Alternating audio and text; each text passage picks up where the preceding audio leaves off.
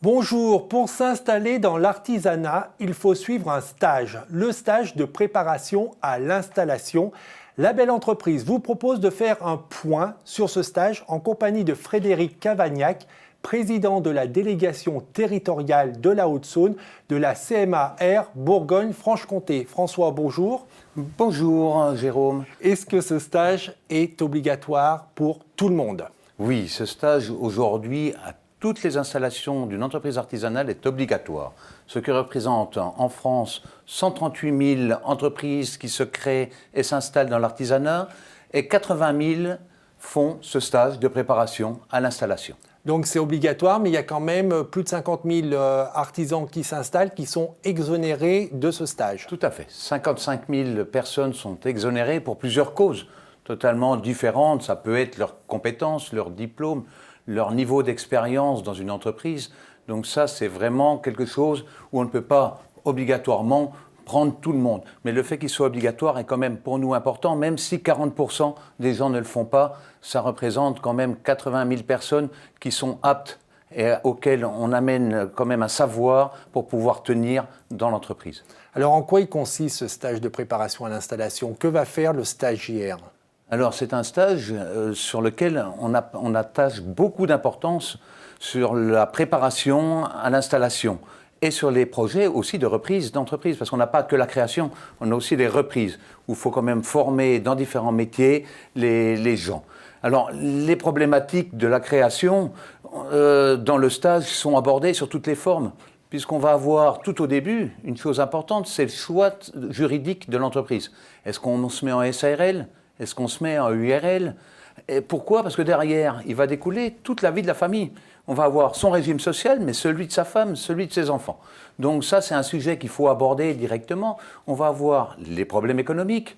Donc il faut bien quand même expliquer aux gens comme quoi il y a des banquiers, il y a des financeurs, il y a des aides de l'État pour pouvoir s'installer, des aides départementales, la banque financière des entreprises, BPI. Donc le BPI. Donc on a toutes ces choses qu'il faut qu'on explique aux futurs chefs d'entreprise, de venir voir les chambres de métier, de préparer le stage.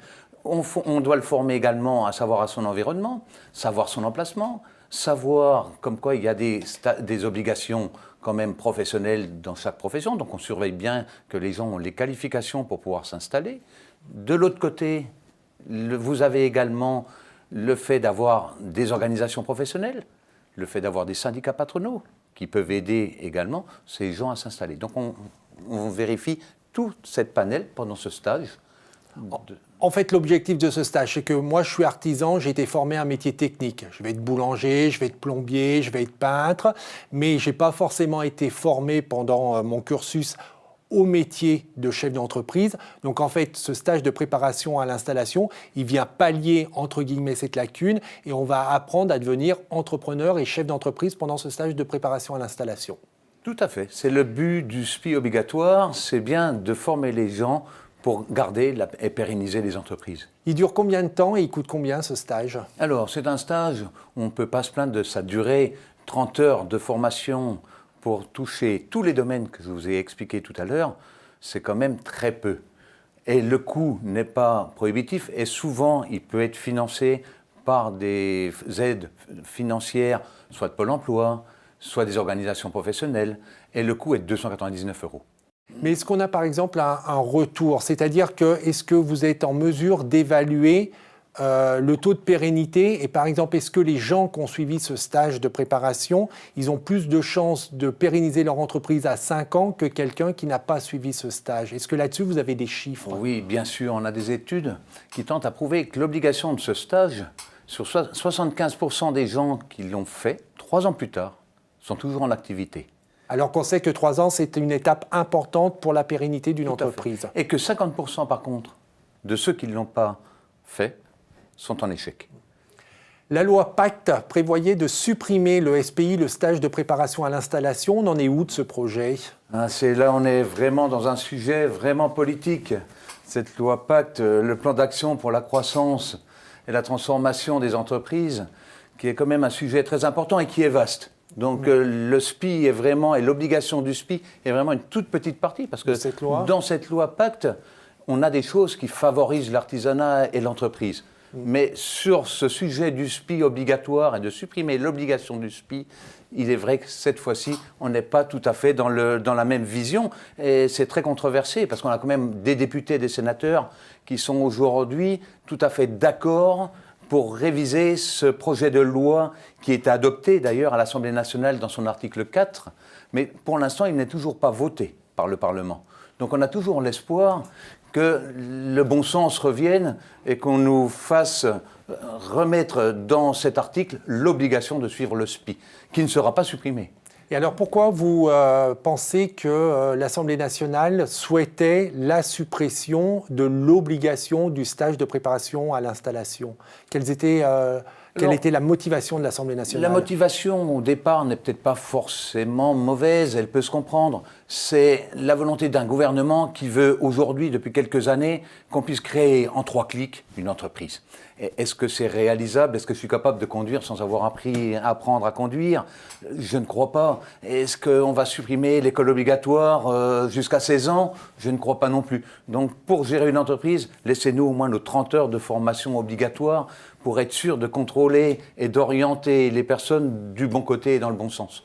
Donc on a bien compris, vous militez en faveur de l'obligation de ce stage. Est-ce que vous avez quand même formulé des contre-propositions ? Est-ce que vous avez commencé à réfléchir à ce que pourrait devenir, moyennant cette obligation, ce stage de préparation à l'installation ? Oui, alors on n'a pas attendu, parce que le monde évolue, le monde de l'entreprise évolue, donc on n'a pas attendu pour le faire évoluer. Donc il est vrai que le futur, on a quand même le digital qui arrive, on va essayer de partager l'évolution, et on l'a déjà fait sur le SPI en ligne. C'est-à-dire qu'au lieu de que les gens viennent 30 heures, ils font leur SPI en ligne, ils viennent nous voir en présentiel pendant 3 heures, ils travaillent chez eux, ils suivent le programme, mais par contre, on contrôle quand même qu'ils le font bien eux-mêmes.